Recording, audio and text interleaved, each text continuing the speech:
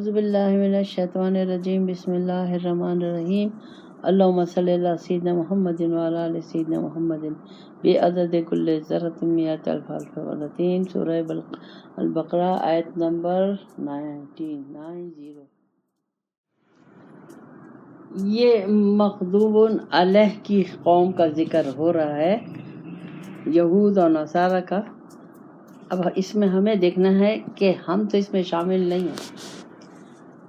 انہوں نے کیا کیا؟ اللہ تعالیٰ فرماتا ہے بئس ما اشتروا بہ انفسہم ان یکفروا بما انزل اللہ۔ اللہ کہتا ہے انہوں نے اپنے آپ کو بیچ دیا۔ کیسے بیچ دیا؟ یعنی اس کے بدلے میں اللہ کے آخرت کے بدلے میں، اللہ کے بدلے میں انہوں نے دنیا خرید لی اور انکار کر دیا جو اللہ نے نازل کیا، اس سے انکار کر دیا۔ بغین ان ینزل اللہ من فضلہ علی من یشاء من عبادہ، اور بغاوت کی جو اللہ نے نازل کیا اپنے ایک خاص بندے پر، یعنی صلی اللہ علیہ وسلم پر، قرآن۔ تو پھر کیا ہوا؟ وباؤ بغضب علی غضب، اللہ تعالیٰ نے ان کو عذاب پر عذاب دیا۔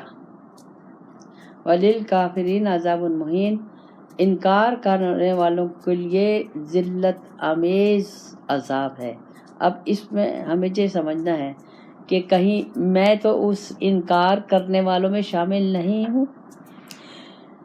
اب اس کو کیسے سمجھیں گے؟ اس کو ایسے سمجھیں گے کہ اگر میں نے قرآن کو چھوڑ کر، اللہ اور رسول کے حکم کو چھوڑ کر دنیا کی کوئی چیز لی، دنیا کا کوئی مقصد لیا، تو میں نے اپنے آپ کو بیچ دیا۔ اچھا، اب اسی جملے کے اس میں منظر میں ہم دیکھیں تو اس وقت سارے مسلمان ہو بہو یہود و نصارہ کے نقش قدم پر ہیں۔ ہم اپنے ملک میں دیکھیں تو ہو بہو ہمارے لیڈر اس نقش قدم پر اللہ اور رسول کے حکم کو چھوڑ کر دنیا کو لیا ہے۔ تو اللہ کہتے ہیں کہ یہ انہوں نے نقصان کیا اپنا نفس کو، یعنی نفس کو خوش کیا، اللہ کو ناراض کیا۔ اللہ کو ناراض کیا، جنت کی بجائے دوزخ کمائی۔ کیوں؟ کہ وہ قرآن اور سنت کے مطابق زندگی نہیں گزار رہے۔ اب اس میں ہمیں اپنے کو دیکھنا ہے کہ کیا ہمارا صبح سے لے کر شام تک ہمارے تمام معاملات قرآن اور حدیث کے مطابق ہے؟ اگر نہیں ہے تو ہم بھی مغضوب علیہ کی لائن میں کھڑے ہوئے، یہ یاد رکھیں۔ پھر انہوں نے جو کیا وہ کس وجہ سے کیا؟ اللہ کہتا ہے بما انزل اللہ بغیم، یعنی وہ باغی ہو گئے۔ باغی کیوں ہو گئے؟ کیونکہ ان کے حضور سے باغی ہو گئے، قرآن سے باغی ہو گئے۔ کیونکہ آپ لوگوں کو معلوم ہے کہ یہود مدینہ میں آ کے اسی لیے بسا تھا کہ یہ اہل کتاب تھے اور ان کی کتابوں میں لکھا ہوا تھا کہ مدینہ میں ایک ایسا پیغمبر آئے گا کہ وہ جو اس کا ساتھی ہوگا وہ کامیاب ہوگا۔ اور یہ ان لوگوں کے دماغوں میں یہ تھا کہ وہ بنی اسرائیل میں سے آئے تھے، اللہ تعالیٰ نے بنی اسرائیل میں سے ان کو بھیجا نہیں، ان کو اسماعیل علیہ السلام کی نسل میں سے اتارا۔ تو یہ یہاں باغی ہو گئے، یعنی ان لوگوں کو بہت ذلت محسوس ہوئی ایک طریقے کی، کہ کیونکہ وہ تو اور اپنے کو اونچا سمجھتے تھے، غرور و تکبر تھا، ہم کتاب والے ہیں، ہم پیغمبر والے ہیں، ہم اللہ اور رسول و قیامت پر یقین رکھتے، یہ ان کا غرور و تکبر تھا۔ تو اور یہ سوچ رہے تھے کہ ہمارے اس میں آئے گا، کیونکہ 1,44,000 پیغمبر انہی کے اس میں آئے تھے۔ آخر میں اللہ تعالیٰ نے کہا نہیں، بس اب ختم، اب ان پہ مہر لگا دی، اب کوئی بھی اس قوم میں سے، اس میں سے بنی اسرائیل میں سے پیغمبر نہیں آئے گا۔ تو اللہ تعالیٰ نے رسول پاک صلی اللہ علیہ وسلم کو مابعوث فرمایا حضرت اسماعیل علیہ السلام کی اسمبلی تھے۔ تو اللہ یہاں کہہ رہا ہے کہ میں نے نازل کیا اپنے فضل سے، میری مرضی تھی، جس کو بھی میں مقرر کروں اس میں انسان کا دخل ہے؟ کسی کا دخل نہیں ہے۔ اللہ کے کسی کام میں کسی انسان کا دخل ہے؟ کسی چیز کا دخل نہیں ہے، بلکہ انسان کا بھی دخل نہیں ہے۔ تو اللہ کہہ رہا ہے میں نے اپنی مرضی سے ایک بندے کو چنا، رسول پاک صلی اللہ علیہ وسلم کو، اور ان پر میں نے قرآن ان کو دیا. تو ان لوگوں کو یہ برا لگا اور یہ ان کو اپنی ذلت محسوس ہوئی اور یہ ان کو اچھا نہیں لگا، تو یہ غرور و تکبر میں مارے گئے. تو اب اس کو ہمیں سمجھنا ہے ہم کس طریقے سے آپس میں لڑیں. اس وقت جو ہمارے ملک کی صورتحال بنی ہوئی ہے کیا ہے؟ کہیں اللہ اور رسول ہے؟ کسی کے پاس اللہ اور رسول کی احکامات ہیں؟ کوئی اللہ اور رسول کے حکم کے مطابق عمل کر رہا ہے؟ اگر نہیں کر رہے، میں نہیں کر رہی، آپ نہیں کر رہی، لوگ نہیں کر رہے، تو ہم مغضوب علیہ یعنی یہود اور نصارہ کی گروپ میں ہم شامل ہوں گے. اللہ تعالیٰ ان کی لائن میں ہمیں قیامت کے دن کھڑا کرے گا. یہ آپ لوگ اپنے ذہنوں میں بٹھا لیں. پھر اس وقت اللہ کے آگے یہ نہیں ہوگا کہ یہ رسول پاک صلی اللہ علیہ وسلم کی امت میں سے ہیں، یہ نہیں ہوگا بالکل. کیونکہ میں نے رسول پاک صلی اللہ علیہ وسلم کا کہنا نہیں مانا، میں نے اللہ کا کہنا نہیں مانا، میں نے ان کے محبوب رسول پاک صلی اللہ علیہ وسلم کا طریقہ نہیں لیا. تو اب میں قیامت کے دن اس لائن میں اپنے کو نہیں کھڑا کر سکتی. میں اسی لائن میں کھڑا کروں گی کہ جس نے جیسے یہود اور نصارہ اور مشرک ہیں، اسی لائن میں اللہ تعالیٰ مجھے کھڑا کرے گا.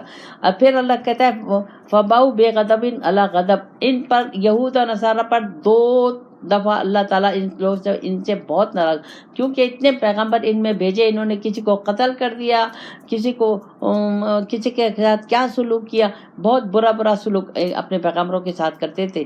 تو یعقوب علیہ السلام کے زمانے میں ان پہ اللہ کا غضب نازل ہوا. پھر سب سے آخر میں عیسیٰ علیہ السلام کے ساتھ انہوں نے جو کچھ کیا، آخری پیغمبر ان کے عیسیٰ علیہ السلام ہے، جو کیا تو اللہ تعالیٰ کہہ رہا ہے کہ ان کو میں نے غضب پہ اپنا عذاب پہ عذاب دوں گا. عذاب پہ عذاب دیا اور قیامت تک ان پر عذاب پہ عذاب ہوتا رہے گا. وللکافرین، کیونکہ انہوں نے انکار کیا. تمام پیغمبر اللہ کی طرف سے ہیں، تمام کتابیں اللہ نے بھیجی ہیں، اور تمام کتابیں ایک ہی دین ہے، دین اسلام. تو عذاب مہین یعنی اتنا ذلیل ان لوگوں کو عذاب دنیا آخرت دور میں دوں گا. تو اب مجھے اپنے آپ کو دیکھنا ہے کہ کہیں ڈرنا چاہیے کہ کہیں اللہ تعالیٰ مجھے اس لائن میں نہ کھڑا کر دے، کہیں اس میں نہ کھڑا کر دے. تو یہ تو میں جب بھی اس چیز سے بچ سکتی ہوں جب میں صحیح طریقے سے قرآن کو سمجھوں گی اور قرآن کے مطابق زندگی گزاروں گی. اپنی مرضی کو جب تک میں خواہشات نہیں چھوڑ سکتی میں قرآن کو نہیں لے سکتی. مجھے اپنی مرضی بالکل چھوڑنی پڑے گی، اور مجھے مرضی کس کی لینی ہے؟ اللہ اور رسول کی مرضی لینی ہے. جو اللہ اور رسول کی مرضی کے مطابق زندگی گزارے گا وہ مومن ہے، وہ متقی ہے، وہ پرہیزگار ہے، وہ اللہ کے یہاں مقبول ہے. جو اپنی مرضی سے جس معاملے میں بھی اپنی مرضی سے کرے، کیونکہ اللہ تعالیٰ نے قرآن اور رسول پاک صلی اللہ علیہ وسلم بھیج کے ہمیں ہماری مرضی کے لیے بالکل اختیار دیا ہی نہیں. زبردستی نہیں ہے، زبردستی نہیں ہے، بتا دیا اللہ تعالیٰ نے کہ اگر تم مجھے لوگے، میرے محبوب کو لوگے تو میرا دیدار ملے گا، جنت الفردوس ملے گا. زبردستی نہیں ہے. نہیں لینا چاہ رہے مت لو، کسی اور کو لے لو، جس کو بھی لو، اپنی مرضی کر لو، اپنی خواہشات کر لو، یہود اور نصارہ کے پیروکار بن جاؤ، مجھے کوئی فرق نہیں پڑتا، اللہ تعالیٰ کو کوئی فرق نہیں پڑتا. تو اب مجھے چاہیے کہ میں اس عذاب سے بچنے کی کوشش کروں. یہ زبانی باتیں نہیں ہیں، یہ عمل کی ہے.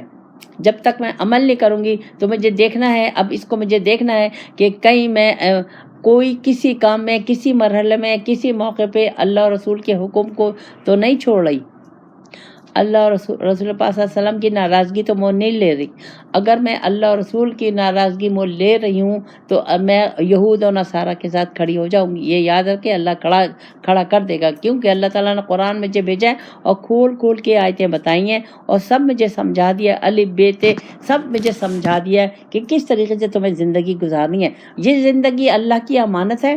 یہ زندگی اللہ تعالیٰ نے اپنی پہچان کے لیے دی ہے، اپنے سے ملاقات کے لیے دی ہے. اگر میں نے اللہ کو اس زندگی میں نہیں پہچانا اور اپنے کو اس قابل نہیں بنایا کہ میں اللہ کی مخلوق، اللہ سے ملاقات کر سکوں، تو اس کا مطلب یہ ہے کہ میں نے اللہ سے ملاقات کو پسند نہیں کیا. میں جنت الفردوس لینا نہیں چاہتی. اب میں اپنی مرضی سے زندگی گزارتی ہوں، جو گزارنا چاہتی ہوں. تو بس یہ ٹھیک ہے، اس پہ زبردستی نہیں ہے، خوشی سے زندگی گزارے. جانا کس کے پاس ہے؟ اللہ کے پاس ہے. وہاں اللہ تعالیٰ آپ کو دنیا میں بھی عذاب دے گا، قبر میں بھی عذاب ہوگا، اور دوزخ کے گڑھے میں بھی عذاب ہوگا. یہ یاد رکھ لیں. اب آپ لوگوں کو سیریس لینا چاہیے. آگے اللہ تعالیٰ فرماتا ہے، اب اللہ تعالیٰ فرماتا ہے وَإِذَا قِيلَ لَهُمْ آمِنُوا کہ ایمان لاؤ بما انزل اللہ جو میں نے نازل کیا، یعنی قرآن. قالوا انؤمن بما انزل علینا، تو انہوں نے جواب کیا دیا کہ ہم ایمان لاتے ہیں جو ہم پہ نازل ہوا ہے، یعنی تورات و زبور. وَيَكْفُرُونَ بِمَا وَرَاءَهُ، اور انکار کر دیا انہوں نے، قرآن سے انکار کر دیا. حالانکہ وَهُوَ الْحَقُّ مُصَدِّقًا لِمَا مَعَهُمْ، حالانکہ یہ تصدیق کرتی ہے اور پہلے کی کتابوں کی. نہیں تو قرآن جو ہے وہ تصدیق کرتا ہے تورات و زبور کی. اللہ کہتا ہے قُلْ فَلِمَ تَقْتُلُونَ انبیاء اللہ من قبل ان کنتم صادقین ان کنتم مومنین. اللہ کہتا ہے اگر وہ تم سچے ہو تو تم نے اپنے انبیاء کو کیوں قتل کیا؟ اس سے پہلے کیا وجہ تھی ان کو قتل کرنے کی، ان انبیاء کو؟ اگر تم اپنے ایمان میں سچے ہو تو کیوں قتل کیا؟ یہ اللہ تعالیٰ پوچھ رہا ہے. اب اس کو ہمیں سمجھنا ہے. اللہ تعالیٰ کہتا ہے ایمان لاؤ.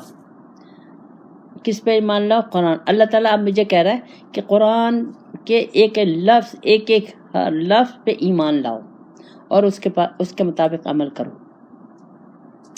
ہم کیا کہہ رہے ہیں کہ ہم اپنی مرضی سے زندگی گزاریں گے، ہماری جو دی جائے گا ہم وہ کریں گے. ہم یہ کہہ رہے ہیں، ہم تو وہ کتابیں تو مانتے ہیں لیکن مرضی ہم اپنی کریں گے. ہم اللہ کو یہ جواب دے رہے ہیں، ہم مرضی اپنی کریں گے. ضروری نہیں ہے کہ ہم قرآن پہ عمل کریں،